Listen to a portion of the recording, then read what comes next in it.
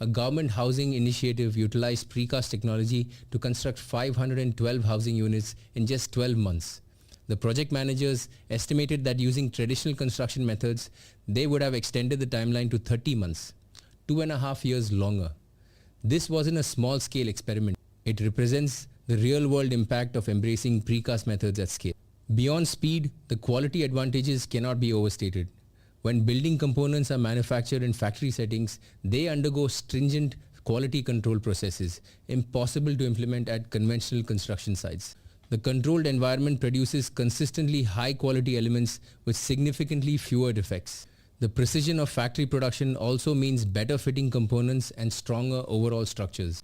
These quality improvements translate directly to reduced maintenance requirements over the building's lifespan. For government housing projects, this means fewer long-term costs and more durable housing stock. The controlled factory environment also shields production from weather-related delays and quality issues, ensuring consistent output regardless of monsoon seasons or extreme heat. For us in the precast industry, this national housing challenge represents an unprecedented business opportunity. The government needs partners who can deliver housing units at scale, with speed and quality that conventional methods cannot simply match. Factory owners who position themselves to meet this demand will find themselves at the forefront of India's construction revolution. The math is compelling.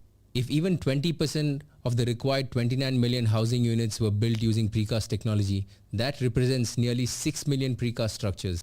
For factory owners, this translates to years of consistent, predictable demand, the kind of business stability that justifies significant investment in facilities and equipment.